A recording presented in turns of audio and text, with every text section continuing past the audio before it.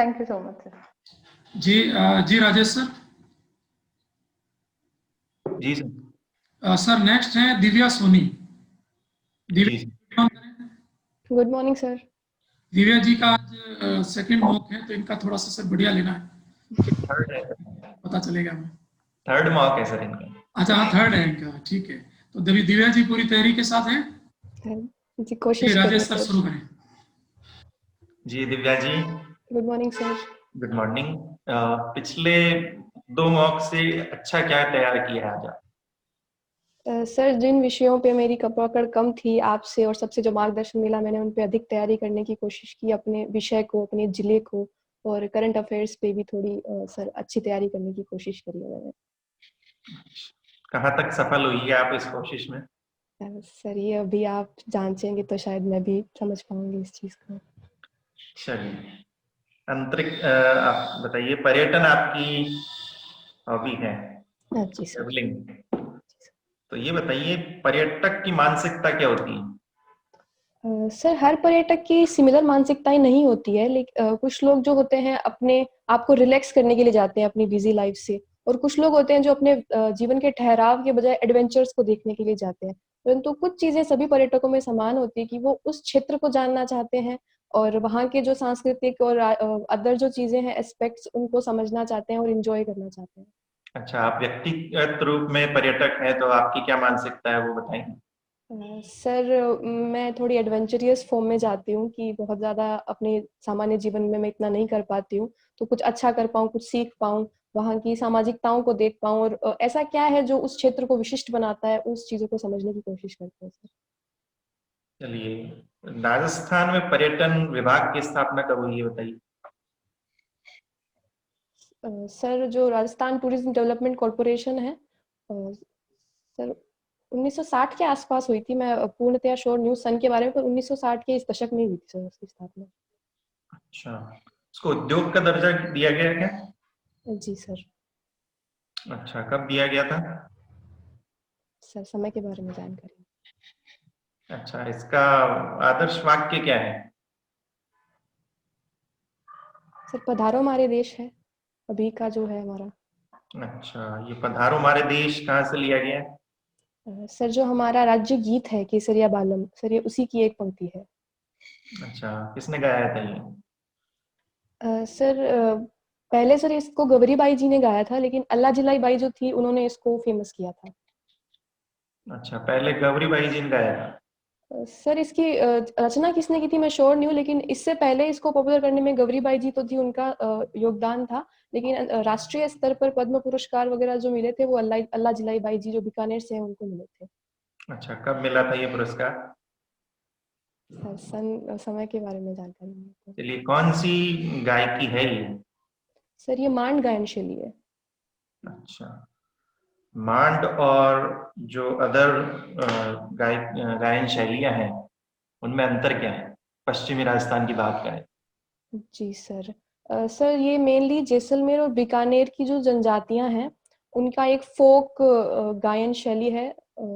Technicality के बारे में मैं पूर्णतः श्योर नहीं हूँ सर इसकी, लेकिन इस क्षेत्र में जो यहाँ के जो वाद्य यंत्र है उनका जो खड़ताल वगैरह है उनके साथ में सर इसको गाया जाता है।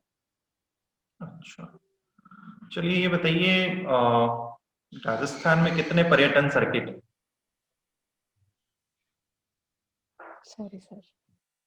एक भी नहीं पता आपको? नहीं सर। सर एक आदिवासी सर्किट था, एक बौद्ध सर्किट भी, कृष्ण सर्किट है एक।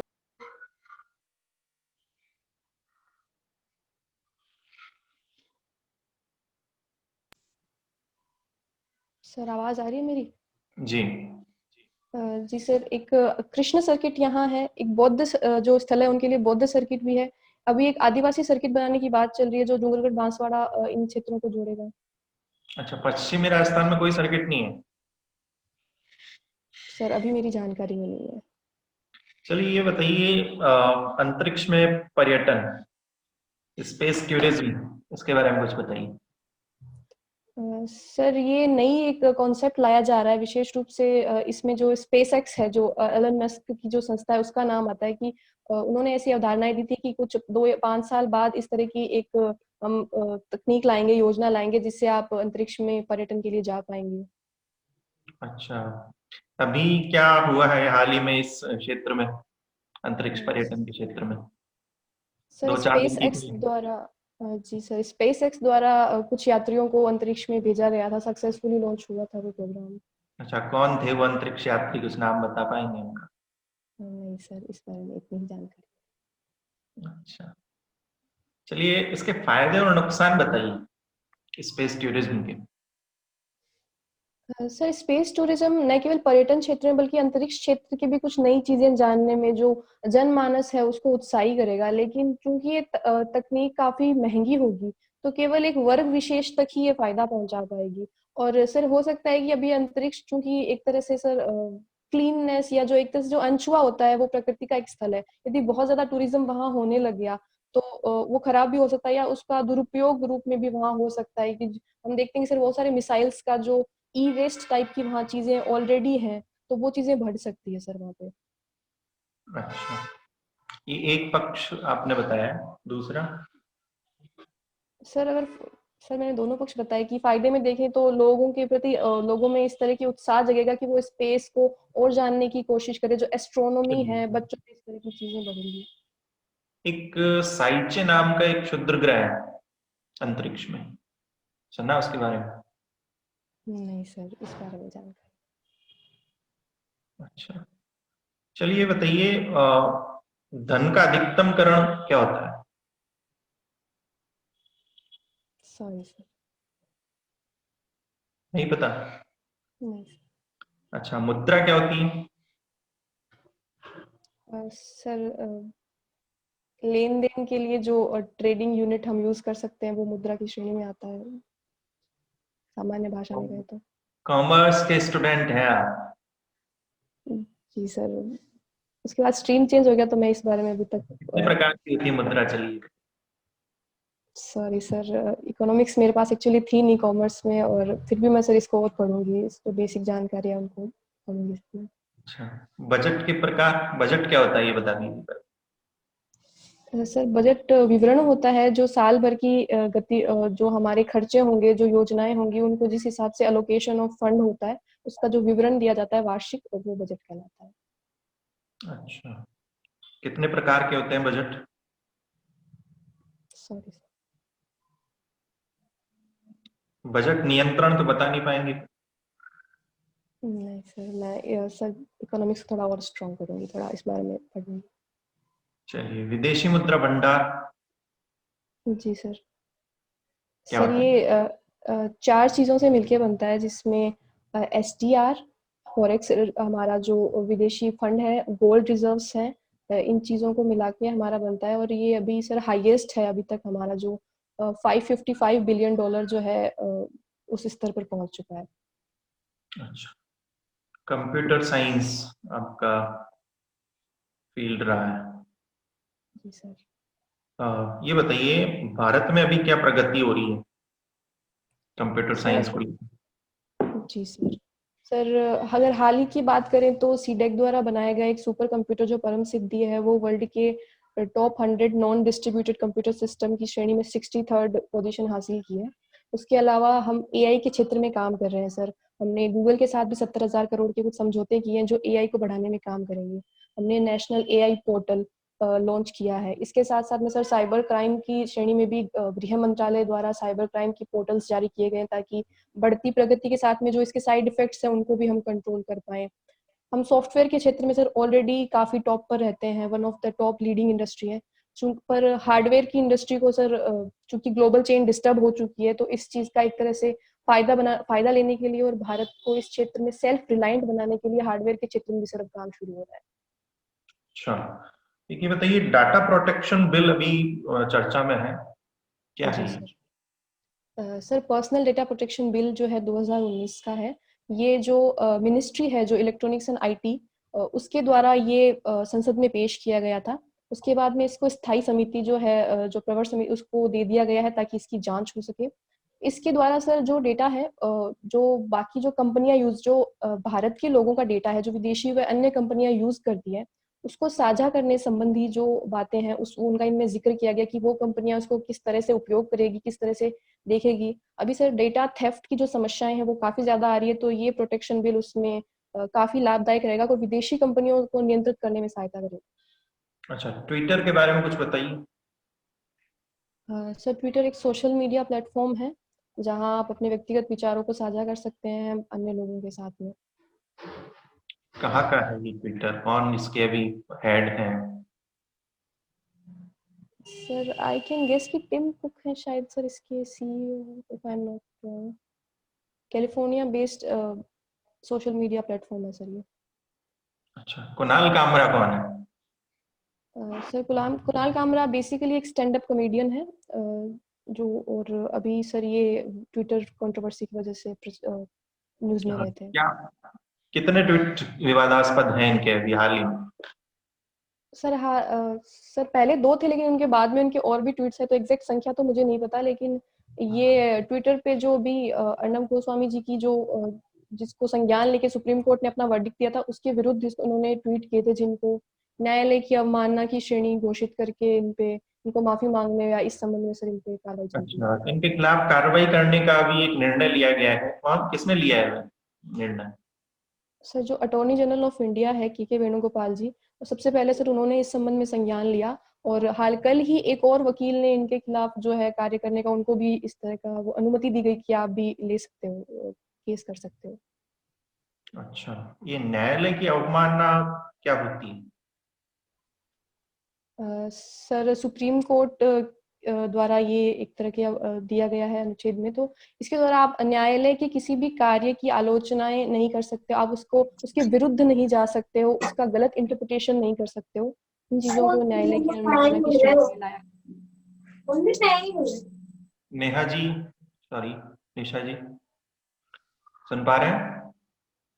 दिव्या जी सुन पा रहे हैं? जी जी सर। अच्छा, अंतिम प्रश्न मेरा, ये जो न्यायालय की अवमानना है, ये अभिव्यक्ति का अधिकार जो दिया जाता है, बाकी जैसे कार्यपालिका है, अदर जो नेता हैं, उनका आप विरोध कर सकते हैं लेकिन न्यायालय का विरोध नहीं कर सकते, इसके पीछे क्या कारण है? सर जो वाक और अभिव्यक्ति की स्वतंत्रता संविधान में दी गई है, उसकी सीमाओं के अंतर्गत न्यायालय की अवमानना का एक ये कॉन्सेप्ट दिया गया है कि वो सीमित है न्यायालय की अवमानना के विरुद्ध। हालांकि सर जो संसद की अगर हम कंपैरिजन देखें तो संसद सदस्यों के भी जो संसद में हुए बिहेवियर है, आप उसकी आलोचनाएं नहीं कर सकते हो, आप उसको गलत इंटरप्रिटेट करके उस पर केसेस नहीं कर सकते हो। उसी तरह से न्यायालय का कोई डिसीजन है, क्योंकि न्यायालय एक संवैधानिक और उच्च हमारा निकाय है, एक रिस्पेक्टेड संस्था है, तो उस संबंध में यदि उनके कार्यों की इस तरह से आलोचनाएं की जाएंगी तो ये जो हमारा संविधान है, जो हमारा लोकतंत्र है, उसके लिए सही नहीं होगा सर। हालांकि मैं स्वस्थ आलोचना के पक्ष में हूँ, परंतु उनके कार्य, उनके जो डिसीजंस दिए जाते हैं उनका गलत इंटरप्रिटेट करके लोगों की मानसिकता को बरगलाना, उसको मैं समर्थन नहीं देती हूँ। चलिए ठीक है, धन्यवाद जी। ललित, गुड मॉर्निंग जी दिव्या जी, अभी आपने कहा कि स्वस्थ आलोचना जी सर। न्यायालय की, जी सर। जी सर। क्या न्यायालय की, सॉरी। क्या न्यायालय के किसी निर्णय के बारे में दोनों सदनों में किसी प्रकार का डिसीजन किया जा सकता है, डिस्कशन किया जा सकता है? नहीं सर, यही इस श्रेणी में लिखा गया कि उनके जो डिसीजंस होंगे उनको आप किसी भी तरह से उनका उस पर डिस्कशन या पब्लिकली आप ये सब नहीं कर सकते हो। ओके, तो ये भारतीय न्यायपालिका और अमेरिकी न्यायपालिका में क्या स्वतंत्रता समानता है? सर जो भारत का न्यायालय, जो पूरा जो हमारा सिस्टम है, ये अमेरिका से ही अडॉप्टेड है, और तो सर काफी सिमिलरिटी उन्हीं के संबंध में हमने उनसे लिया है। इसमें एक न्यायिक समीक्षा की शक्ति की बात कही जाती है, जी सर। जुडिशियल रिव्यू, ये क्या होता जी है सर। समीक्षा? सर ये न्यायालय की शक्ति है एक, कि वो कार्यपालिकाओं के कार्यों की वैधता की जांच कर सकता है, कि जो कार्यपालिका द्वारा जो कानून बनाया गया है, क्या वो विधि के अनुरूप बना है, क्या वो संविधान की किसी शक्ति को कम तो नहीं कर रहा है। यदि ऐसा हो रहा है तो न्यायालय उसमें इंटरवीन करके उसकी वैधता की जांच कर सकता है और उसको बंद रोक भी सकता है। अमेरिकी उस उपराष्ट्रपति कौन है अभी? सर कमला हैरिस जी हैं, वो अभी बनी नहीं है, लेकिन 20 जनवरी को उनका जो है उनको शपथ ग्रहण करनी है। कमला हैरिस के बनने से आपको लगता है कि भारत के प्रति कुछ अमेरिकी नीतियों का झुकाव रहेगा? सर ऐसे कयास लगाए जा रहे हैं कि चूंकि वो भारतीय मूल की है, हालांकि सर ये भी कहा जा रहा है कि वो अमेरिका के हितों को प्रधान पे रखेंगी, परंतु उनका भारत से पहले संबंध रहा है, और जो बाइडेन जी हैं वो भी भारत के प्रति उदारवादी नीतियां कि वो भारत के साथ संबंध बनाने को पॉजिटिवली ले रहे हैं, तो सर हमें लगता है कि अच्छे संबंध बनेंगे। अमेरिकी उपराष्ट्रपति और भारतीय उपराष्ट्रपति में क्या अंतर है? सर शक्तियां कम होती है भारतीय उपराष्ट्रपति की बजाय कि अमेरिकी, वहाँ वो एक विशिष्ट पद संबंधी है, तो कैसे? सर पूर्ण टेक्निकलिटीज से तो मैं परिचित नहीं हूँ, पर चूंकि वहाँ पर अध्यक्षात्मक शासन व्यवस्था है, तो वहाँ जो देश का जो शासन का प्रमुख होता है वो राष्ट्रपति ही होता है। हमारे यहाँ भी राष्ट्रपति होता है, लेकिन वो सभी कार्य जो है वो मंत्रिमंडल और प्रधानमंत्री जी की सलाह अनुसार कार्य करते हैं। तो इस संबंध में उनके जो शक्तियां हैं वो अमेरिकी राष्ट्रपति और उपराष्ट्रपति के पास अधिक है बजाय कि भारतीय उपराष्ट्रपति के।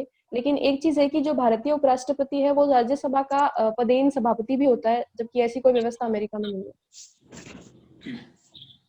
तो अभी एक चर्चा में रहा है बहुत कि अगर चुनावों से पहले कि जो बिडेन अगर राष्ट्रपति बनते हैं, अभी तो बन चुके हैं, वो चयनित हो चुके हैं, तो अगर वो चयनित होते हैं तो उनका चयनित होना अमेरिका, चीन और पाकिस्तान के हित में जाएगा। आपको क्या लगता है कि इनका चयन इन दोनों के हित में है? सर अगर कंपेरेटिव मोड में देखें कि इनसे पहले जो सरकार थी, जो ट्रम्प सरकार थी, और बाइडेन जी की नीतियों पे, तो ट्रम्प सरकार कहीं ना कहीं चाइना के साथ में एक आक्रामक रवैया अपनाते थे, और इसी वजह से एशियाई क्षेत्र में, इंडो पैसिफिक एरिया में इंडिया को एक बढ़त मिली, और वो अमेरिका के साथ में अच्छे संबंध बना पाया, व्यापारिक भी और अन्य अन्य मुद्दों पर भी। परंतु जो बाइडेन जी है वो थोड़े उदारवादी रवैये के हैं। वो इस पूरे एशियाई क्षेत्र में अमेरिका को किस तरह से फायदा पहुंच चुका है वैसे कार्य करेंगे। तो हो सकता है कि वो चीन के साथ में भी संबंध बनाए। हालांकि कल ही उन्होंने स्टेटमेंट दिया है कि वो चीन को कोई विशेष अनुग्रह नहीं देंगे, और कायदे कानूनों के में रहते हुए यदि अच्छा कार्य हो पाएगा तो वो जरूर करेंगे। ओके। क्या अमेरिकी राष्ट्रपति को हटाया जाना और भारतीय राष्ट्रपति को हटाया जाना, इनकी प्रक्रिया समान है? Sir I am not very sure. अच्छा, भारत में राष्ट्रपति को कैसे हटाया जाता है? सर संविधान को अतिक्रमण करने के आरोप यदि उन पे लगते हैं तो उन पे महाभियोग लाया जा सकता है संसद में। अनुच्छेद? Sir I am not sure, but I think it is अनुच्छेद 60-61 संबंधी इस तरह से कुछ है। ओके। अच्छा, आपने मेंस में आधुनिक भारत पढ़ा होगा? जी सर थोड़ा। अच्छा, ये बताएं कि तिलक और आर्य समाज को भारतीय अशांति का जनक कहा गया है। क्यों कहा गया और किसने कहा है? Sorry sir, I am not aware about this. Okay. चाहिए राजा राममोहन राय को भारतीय राष्ट्रवाद का जनक कहा जाता है, बता पाएंगे? सर जनरल चीजें बता सकती हूँ, पर स्पेसिफिकली क्यों कहा जाता है बताइए, ये नहीं। बताइए। सर इन्होंने जो मूर्ति पूजा का विरोध किया, और कुछ ऐसी संस्थाएं थी जिनके साथ मिलकर इन्होंने भारत की प्रगति के कार्य किए हैं, और जो आपको सती लगता प्रथा। है कि राष्ट्रवाद और मूर्ति पूजा का कोई संबंध है? सॉरी सर, इस संबंध में जानकारी नहीं है मुझे। अच्छा, बताइए राष्ट्रवाद क्या होता है? सर राष्ट्रवाद अपने राष्ट्र के प्रति जो हमारी अन्य चीजों को छोड़ के राष्ट्र के प्रति जो अनुग्रह होता है उसको मैं राष्ट्रवाद समझती हूँ। अच्छा, एक राष्ट्र और देश में क्या अंतर है? सर ये सामाजिक और राजनीतिक जो टर्म्स है उसके संबंध में लिया जाता है कि हम एक राष्ट्र, एक राजनीतिक बाउंड्री हो सकती है संविधान के अनुरूप जो जिसको डिफाइन किया जाता है, लेकिन जब सामाजिक रूप से हम किसी अपने स्थान को करते हैं तो उसको राष्ट्र कहते हैं। ओके। अच्छा, ये कथक नृत्य का जनक जन्म राजस्थान में हुआ ऐसा कहा जाता है? Sorry sir. ठीक है। अच्छा, ये गलता कुंड की जानकारी है आपको? गलता कुंड सर जयपुर में स्थित है गलता कुंड, एक स्थल है, इसके अलावा नहीं पता है सर। ओके। एक गलता गैंग भी काफी प्रचलन में रही है, अभी पिछले दिनों अखबार में भी रहा है, गलता गैंग। सर ये आपराधिक प्रवृत्ति संबंधी कोई गैंग था जहाँ आप तक। श्योर हो या ऐसे अनुमान लगा रहे हो? नहीं सर, मैंने ऐसा कुछ पढ़ा था पर मैं श्योर नहीं हूँ। ये बंदरों से संबंधित है। ओके सर, शायद नाम में कंफ्यूजन हो गई है। अच्छा, ये मरियम उज्जमानी कौन थी? सर मरियम उज जमानी एक पद दिया गया था जो अकबर की जो व्याहता थी, जो राजा भारमल थे आमेर के, उनकी जो बेटी थी हरकाबाई, उनको ये पद दिया गया था। राइट। अच्छा, शीतला माता मंदिर कहाँ है? सर चाकसू में। किसके द्वारा निर्मित हुआ है? Sorry sir. ओके। जयपुर के आर्किटेक्ट कौन थे? सर वंशीधर भट्ट थे सर शायद। ठीक है, मैं बता देता हूँ, विद्याधर भट्टाचार्य थे। आप बताइए कि इन्होंने जयपुर को कितने भागों में बांटा है? सर इन्होंने 9 वर्गों के सिद्धांत पर जो है जयपुर की रचना की थी। ओके। अच्छा, ये बता सकते हैं कि ढूंगजी जवाहर जी कौन थे? सर ढूंगजी जवाहर जी जो थे, ये जो राजस्थान के स्वतंत्रता के पहले के समय में जो सब सामंती अत्याचार होते थे, तो उस समय गरीबों की सहायता करते थे। जो अमीर सेठ थे उनसे धन लूटकर ये गरीबों की सहायता किया करते थे, और ये कहाँ के चाचा थे? भतीजा थे आपस में। Sir I am not sure about. Okay. अच्छा, आप बता सकते हैं राजस्थान में गौ मंदिर बना हुआ है, गौ मंदिर? नहीं सर, इस बारे में अच्छा, मेरा अंतिम प्रश्न, चिड़ावा ख्याल क्या है? चिड़ावा ख्याल। सर जो लोकनाट्य है हमारा ख्याल, उसका ही एक प्रकार है जो चिड़ावा साइड प्रसिद्ध होता है। ओके। जी राजेश सर। जी सर। दिव्या जी, जी सर। सुन पा रहे हैं? जी सर। मैंने पहले ही पूछ लिया था कि दो पिछले मॉक थे, उनसे क्या ज्यादा सुधार किया है, क्या लगता है आपको? सर मैं इकोनॉमिक्स को हर बार छोड़े जा रही हूँ, मुझे लगता है मुझे इसको, मैं शायद पसंद नहीं करती हूँ इकोनॉमिक्स, तो मेरा कभी सब्जेक्ट रहा नहीं, तो पर इसको मुझे पढ़ने की बहुत ज्यादा जरूरत है सर। चलिए मान लीजिए आपका जो इंटरव्यू है, मेन जो इंटरव्यू होगा आरपी से, वो इकोनॉमी की तरफ ही मुड़ जाए शुरू से, तो क्या स्थिति बनेगी फिर वहां? सर बहुत ज्यादा बुरा हो जाएगा, पर मुझे लगता है सर मुझे इसको नहीं छोड़ना चाहिए इस तरह से। मैं इसको काफी टाइम से इग्नोर कर रही हूँ, अब मुझे पढ़ ही लेना चाहिए इसको। मेरा स्वाभाविक इंटरेस्ट नहीं है उस साइड, तो मैं थोड़ा उसको छोड़ ही रही थी अब तक। ऐसी परिस्थिति में फिर आप ये मौका गंवा देंगे। सर ठीक है, ये रिस्क नहीं ले सकते बिल्कुल भी। जैसे हर एक क्वेश्चन आप देखते हैं, जैसे प्री का होता है, मेंस का होता है, हर क्वेश्चन का अपना रोल होता है, वैसे इंटरव्यू में आप हर पक्ष को मजबूत रखें। पता नहीं किस तरफ मुड़ जाए आपका इंटरव्यू। ठीक है, होता है ऐसा, जानबूझ के आपको वही पूछा जाता है जो आपने पढ़ा नहीं। ठीक है, तो कई और जब बार हो आप जाता हार मान लेते हैं इंटरव्यू बोर्ड के समक्ष, तब वो इजी चीजें पूछता है। ठीक है, जब आप पूरी तरह हार चुके होते हैं इंटरव्यू के समय, तब वो इजी चीजें पूछता है। ठीक है, देख लीजिए, आपको पर्यटन आपकी हॉबी है और उसमें भी आपका जो नॉलेज है कितना वीक है, और मैंने पूरा इंडिया नहीं पूछा, राजस्थान पूछा है। ठीक है, उसमें से भी आप कई चीजों के बारे में श्योर नहीं है। इसके अलावा जो इकोनॉमी से पूछा है और जो मेंस में आपने पढ़ा वो मैंने पूछा है। देखिए, धन का अधिकतमकरण क्या होता है, ये आपने मेंस में पढ़ा। ठीक है, बजट के प्रकार, बजट नियंत्रण, विदेशी मुद्रा भंडार, चलिए आपने ठीक बताया ये। ठीक है, मुद्रा क्या होती है? ठीक है, मुद्रा क्या होती है, कॉमन आपने बिल्कुल सामान्य अर्थ बताया इसका। ठीक है, इसके प्रकार कितने होते हैं, और भी ये सारी चीजें मेंस में पढ़ी है, वही मैंने पूछी है, अलग से कुछ नहीं था। ठीक है, पर्यटन सर्किट नहीं बता पाया, और जो वर्ष था उसके बारे में कंफर्म नहीं थे। ठीक है, तो ऐसी जो कॉमन चीजें हैं राजस्थान से जुड़ी हुई थी हैं, ठीक है, वो आप नहीं बता पाए। ठीक है, तो यहाँ पर काम करने की आवश्यकता है। तीसरा मॉक तो आपका बिल्कुल परफेक्ट जाना चाहिए था, अंतिम जो टच। ठीक है, तो आपको कमियां पता चल गई होगी। जी बाकी जी। जी दिव्या जी, जी सर। अच्छा है इस बार। जो आपका सेकंड मॉक था उसकी तुलना में इस बार हम उसको बेहतर कहेंगे। और थोड़ा सा आप इसमें जो सर काफी पॉइंट्स आपको बता चुके हैं, संविधान में जो वर्तमान घटनाक्रम है वो तो बहुत अच्छा तैयार होना चाहिए आपको।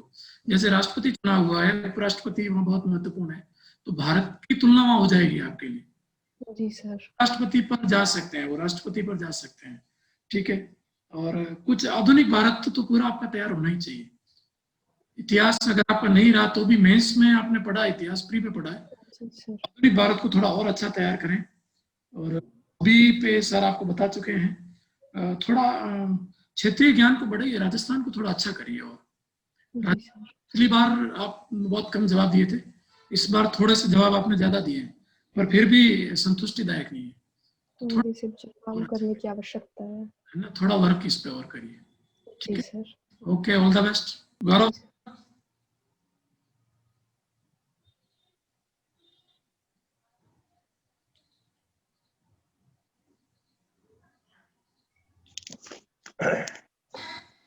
हेलो। Good morning sir. हाँ, गुड मॉर्निंग दिव्या जी। कहाँ से हैं आप? आपका शायद पहले भी ले चुका है हम इंटरव्यू। आपने लिया था सर, ललित सर ने लिया था अभी थोड़ी देर पहले ही। अच्छा अच्छा। पैनल में आप नहीं थे सर पिछली बार। अच्छा, मुझे ऐसा लगा शायद कहीं लिया नहीं हो। नहीं। खैर, कहाँ से हैं आप? सर मैं बीकानेर जिले से हूँ। अच्छा, और आपका एजुकेशन क्या हुआ है? सर मैंने 12वीं तक की जो परीक्षाएं हैं वो अपनी डूंगरगढ़ तहसील जो बीकानेर की है वहाँ से करी है। उसके बाद हाँ। Bachelor in computer application BCA किया है और MSc किया है कंप्यूटर साइंस। ओके। MSc कहाँ से किया है?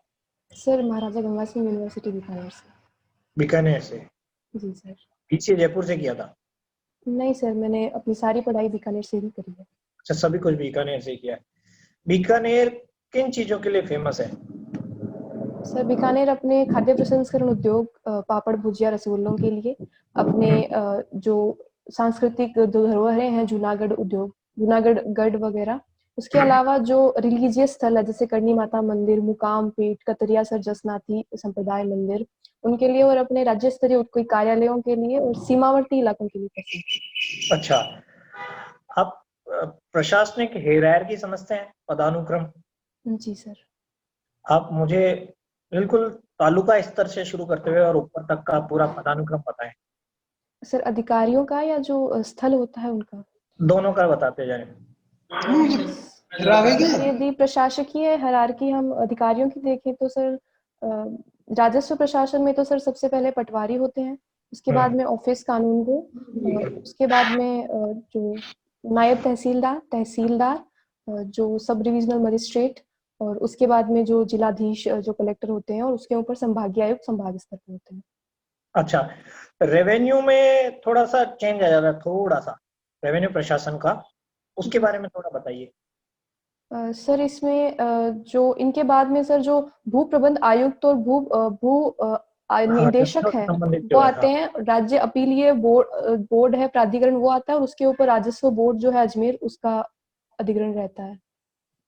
अधिग्रहण मतलब जो उनका अधिकार क्षेत्र में आ जाता है वो चीजें सारी। सबसे जो टॉप हरारकी नोडल एजेंसी है वो राजस्व बोर्ड अजमेर। और अधिग्रहण में क्या अंतर है? वापस सॉरी सर। अधिकार क्षेत्र और अधिग्रहण दोनों शब्दों में क्या अंतर है? आपने अभी सॉरी अधिग्रहण सर। बोला ना? जी सर। आपको पता होगा अधिग्रहण का मतलब। सर अभी मैं इसको डिस्टिंग्विश नहीं कर पा रही हूँ। आपने अभी भी यूज किया है ये शब्द, तो आपको जी ज्यादा सर। अच्छे से पता होना चाहिए। आपने यूज किया तो बिना सोचे समझे तो आप बोलते नहीं होंगे, I think. I think sir subconsciously यही था कि अधिग्रहण मैंने कहीं पढ़ा होगा तो मेरे मुंह से हो गया कि पढ़ा हो। अच्छा, तो मतलब पता भी नहीं अभी भी कि क्या है ये अधिग्रहण? सर पूर्णतया परिभाषित नहीं कर पाऊंगी, मैं इस शब्द की और जानकारी प्राप्त कर रहा हूँ। ठीक है। तो हाल ही में भू अधिग्रहण अधिनियम आया था नया, उसमें क्या चेंजेस हुए हैं, पुराना क्या था, इसके बारे में कुछ बता पाएंगे? सर पुराना जो भू राजस्व जो अधिनियम था 1956 का, उसके बारे में परिचित हूँ, लेकिन जो नया संशोधन है मैं उससे परिचित नहीं हूँ सर। राजस्व अधिनियम की बात नहीं कर रहा मैं भू अधिग्रहण अधिनियम की बात कर रहा हूँ। सॉरी सर, इस बारे में जानकारी नहीं है। बात नहीं। आप पुलिस प्रशासन का जो है हिरारकी क्रम मुझे बताइए। जी सर। सर अगर नीचे से निचले स्तर से शुरुआत करें तो सबसे पहले जो कांस्टेबल होते हैं, हेड कांस्टेबल, उसके बाद में जो एएसआई होते हैं, एसआई, उनके ऊपर सीआई, फिर सीओ जो डीवाईएसपी जो पोस्ट मिलती है उनको सर्कल ऑफिसर की, उनके ऊपर सर जिला स्तर पर सुपरिटेंडेंट ऑफ पुलिस, और उनके ऊपर सर जो राज्य स्तर पर डीजीपी होते हैं, डायरेक्टर जनरल ऑफ पुलिस। इनके बीच का क्या रहा? जिला स्तर और राज्य का टॉप मोस्ट अधिकारी के बीच का कार्यक्रम आपने नहीं बताया। सॉरी सर, मुझे शायद याद नहीं है वो भी। अच्छा अच्छा, संभाग स्तर पे पुलिस जो क्षेत्र होता है उसको क्या कहते हैं? पुलिस का जो संभाग होता है एक जिलों के ऊपर, उसे क्या कहते हैं? Sorry sir. अच्छा, रेंज सुना है शब्द रेंज? सर रेंज अधिकारी का एक पद होता है, पर मैं पूर्णतया परिचित नहीं हूँ इससे। कोई बात नहीं, मैं बता देता हूँ आपको। और भी प्रतिभागी जो बैठे होंगे वो इस चीज को ध्यान कर लें। जो सामान्य प्रशासन होता है उसमें जिले के ऊपर संभाग होता है, संभाग के ऊपर राज्य आता है। ऐसे पुलिस प्रशासन में जिले से ऊपर का जो स्तर होता है जिसमें 3-4 जिले आते हैं वो होता है रेंज। रेंज के ऊपर जैसे प्रशासन में संभागीय आयुक्त अधिकारी होता है, वैसे वहां पे आईजी होता है, इंस्पेक्टर जनरल, पुलिस महानिरीक्षक कहते हैं हिंदी में, है ना। और उनका एक सब डिप्टी पोस्ट भी होती है जिसे कहते हैं डीआईजी, डिप्टी उप महानिरीक्षक जिसे कहते हैं, ठीक है। उनके ऊपर फिर राज्य स्तर का प्रशासन शुरू होता है। अच्छा, राजस्थान में कमिश्नरेट प्रणाली कहाँ कहाँ लागू है? सर जयपुर और जोधपुर में कमिश्नरेट प्रणाली लागू है। वर्तमान में जयपुर के कमिश्नर कौन है? सॉरी सर, जोधपुर के जोश मोहन जी हैं, परंतु जयपुर के बारे में परिचित नहीं हूँ। अच्छा, जयपुर, आप अभी जयपुर रह रहे हो ना? जी सर, मैं कल ही आई हूँ यहाँ पे। हाँ, तो आपको पता होना चाहिए, कल ही उन्होंने कोई आदेश जारी किया है। कौन सा आदेश जारी हुआ है? सर धारा 144 लगाने की बात हुई है, रात्रिकालीन। अच्छा, तो धारा 144 पुलिस लगाती है या प्रशासन लगाता है? सर मुख्य रूप से जो मजिस्ट्रेट ऑफिसर्स होते हैं उनके पास ये अधिकार होते हैं, लेकिन वो डेलीगेट करके पुलिस और जो एसडीएम है और जो तहसीलदार तक के अधिकारियों को ये डेलीगेट कर सकते हैं पावर। पुलिस में कौन से अधिकारी? Sorry sir. नहीं, आपने वो आदेश पढ़ा था क्या? कल व्हाट्सएप पे काफी जगह प्रचलित हुआ इस तरह का आदेश। सर नहीं, मैंने अखबार में सर पढ़ा था कि रात को जो समय है, रात को 8 से सुबह 6 बजे तक 144 जो धारा है वो लागू रहेगी। नहीं, उसकी प्रतिलिपि किन किन को दी जाती है, देखा होगा ना आपने कहीं? Sorry sir. चलिए कोई बात नहीं। देखिए, मैं बताता हूँ आपको, अगर नहीं जानते हैं तो कमिश्नरेट प्रणाली जो है उसमें पुलिस को मजिस्ट्रेट के अधिकार दे दिए जाते हैं। सामान्यतया किसी भी जिले में मजिस्ट्रेट को लॉ एंड ऑर्डर मेंटेन रखने का जो है उनका दायित्व होता है। यानी कि पुलिस सीधे कोई भी एक्शन नहीं ले सकती है ना। लाइसेंस जारी करना, हथियारों के लाइसेंस, और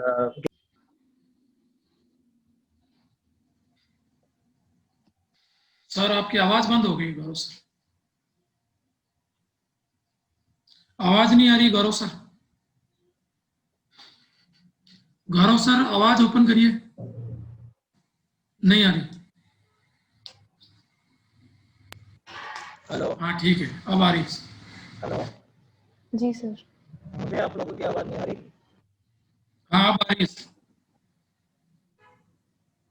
मैं वापस से ज्वाइन करना पड़ेगा लगता है। नहीं आ रही, आवाज आ रही आपकी। अच्छा, आ गई। हाँ हाँ, तो क्या है कि जयपुर और जोधपुर में प्रशासनिक दायित्व बढ़ जाने से जिला मजिस्ट्रेट के जो पावर है, ये सब है ना, मजिस्ट्रेट पावर, इनको डेलीगेट कर दिया गया है पुलिस कमिश्नरों को। इसलिए जो एसपी होता है उसको ये सब अधिकारिता नहीं होती, लेकिन कमिश्नर को ये अधिकारिता होती है। ये अंतर है कमिश्नरेट प्रणाली में। तो कमिश्नर अपने स्तर से ये धारा 144 है, कर्फ्यू लगाना है, इसके निर्णय ले सकता है। इसके लिए जिला कलेक्टर की आवश्यकता नहीं पड़ती, ठीक है ना। ये बेसिक अंतर है। तो पुलिस में केवल कमिश्नर को ही ये अधिकार है, दूसरे कोई पुलिस अधिकारी है जैसे डिप्टी है या थानेदार है उनको ये पावर नहीं होगी। सुन पा रहे हैं आप मुझे? जी सर, मैं सुन। ठीक है। तो कंप्यूटर के बारे में आपने बीसीए किया है, ये ब्लॉकचेन टेक्निक आजकल बहुत शब्द चल रहा है, इसके बारे में कुछ बताएं। सर ब्लॉकचेन को अगर हम साधारणतया समझें तो ये एक श्रृंखला होती है ब्लॉक्स की जो आपस में कनेक्टेड होते हैं विद द क्रिप्टोग्राफी टेक्निक। तो ये जो है ये मॉडिफिकेशन को रेजिस्टेंट होते हैं, इनमें साधारणतया किसी भी रूप में मॉडिफिकेशन नहीं किए जा सकते, जिससे जो सुरक्षा है वो बहुत ज्यादा बढ़ जाती है। क्या काम में आता है ये मुख्यतः? सर ये मेनली रिकॉर्ड कीपिंग टेक्निक के रूप में काम आता है, एक डिसेंट्रलाइज लेजर के रूप में इसको काम में लिया जाता है। जो बहुत नहीं, महत्वपूर्ण सूचनाएं होती है, जो ब्लॉकचेन टेक्निक जो है वो भी बिटकॉइंस और जो क्रिप्टो करेंसी है उसके लिए भी सर उपयोग में ली जा रही है। चलिए, अच्छा आप जानते हैं इसके बारे में।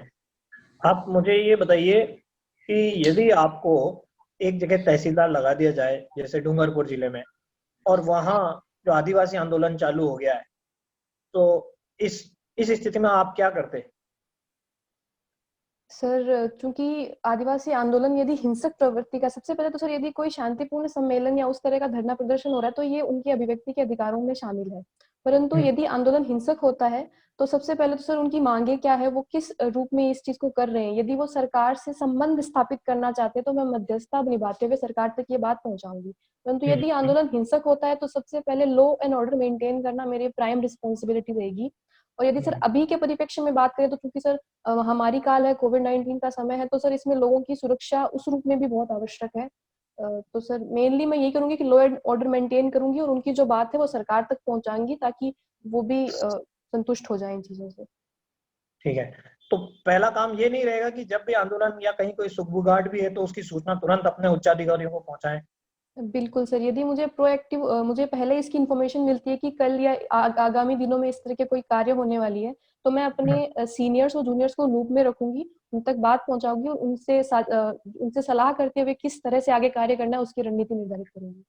सपोज आप लेडी हैं, बिकॉज तो अचानक ऐसी घटना होती है, रात को 2 बजे आपके पास कॉल आता है जी सर। कि आपके क्षेत्र में कहीं पर एक बिल्डिंग गिर गई है ना, और शायद बम धमाके, सिलेंडर भी फट गए, ऐसा कुछ घटना हुई, आगजनी भी हुई है। आपकी क्या क्या गतिविधियां रहेगी? सर मेरा प्रथम कार्य रहेगा कि मैं अपने सीनियर्स जूनियर्स को इस बारे में इन्फॉर्म करूं, वहां तत्कालिक राहत जो पहुंचाई जा सकती है, सबसे जो उनके करीबी जो मेरा ऑफिसर या जो भी पहुंच सकता है उनको मैं वहां पहुंचने को सूचित करूं। जो मेडिकल टीम है, जो पुलिस विभाग है, उनको सूचित करूं ताकि यदि वहां लोग फंसे हैं, जन धन की किसी भी रूप से वहां हानि हो रही है, लोगों को अस्पताल पहुंचाना है, उनको तत्कालिक सहायता जो मिल सकती है, एम्बुलेंसेज उनको पहुंचाऊंगी और जल्द से जल्द मैं खुद भी वहां जाने की कोशिश करूंगी ताकि सभी जो डिपार्टमेंट्स हैं उनके बीच में एक समन्वय स्थापित हो सके और लोगों को तत्काल राहत मिल सके। अच्छा, अभी हाल ही में मोदी जी कहीं पे जाकर आए हैं, कौन सी जगह उनकी लेटेस्ट यात्रा रही है? सॉरी सर, इस बारे में जानकारी नहीं अच्छा, इस बारे में नहीं जान। चलिए, एक हवाई जहाज हमने विदेश से लिया है, युद्धक विमान, है। जी कौन सर। सा है और उसकी क्या विशेषताएं हैं? सर अभी हाल ही में जो प्रचलित विमान हमने खरीदा था वो था डसोल्ट रफेल। ये हमने फ्रांस की एविएशन कंपनी डसोल्ट उसके द्वारा ये निर्मित है। ये हमने खरीदा, ये गवर्नमेंट टू गवर्नमेंट कॉन्ट्रैक्ट के तहत खरीदा है और अब तक 8 विमान जो है आ चुके हैं। ये 4.5 जनरेशन का एक सामरिक युद्धक विमान है जो 25 टन तक की जो है भार। इनको कहीं स्थापित किया गया है? पहली इनकी जो वो लगाई गई है, क्या बोलते हैं? जी सर, अंबाला एयरबेस में इनको सबसे पहले स्थापित किया गया है, गोल्डन एरो जो स्क्वाड है उसके द्वारा इसको। अच्छा, बीकानेर से जो है झालावाड़ तक आपको जाना है तो कौन कौन से मार्ग से जाएंगे? सॉरी सर, पूर्णतया परिचित नहीं हूँ रास्तों से जाना। कुछ तो रास्ते ध्यान होंगे, आधा रास्ता तो ध्यान होगा। जयपुर तक का बता दीजिए। जी सर, जयपुर तक आने के लिए हम जो राष्ट्रीय राजमार्ग है नंबर 11 वो ले सकते हैं, जो बीकानेर फिर चूरू और फिर सीकर होता हुआ जयपुर तक आता है। आगे कहाँ तक जाता है? सर ये आगरा तक जाता है। आगरा तक? जी सर। पक्का आगरा तक ही जाता है या आगे तक और थोड़ा और आगे जाता है? सर उसका नाम जो है ये बीकानेर जयपुर आगरा राजमार्ग से ही प्रचलित है, ये उसके अच्छा, आगे की जानकारी नहीं है। ठीक है। आपके यहाँ से बॉर्डर कितना दूर पड़ता है? सर लगभग 50 से 60 किलोमीटर दूर पड़ता है सर। 50 से खाजूवाला जो 60? तहसील है बीकानेर की, वहाँ जो है पाकिस्तानी बॉर्डर लगता है। अच्छा, पश्चिमी राजस्थान में एक पीवड़ा नाम से एक कोई जीव सुना होगा आपने?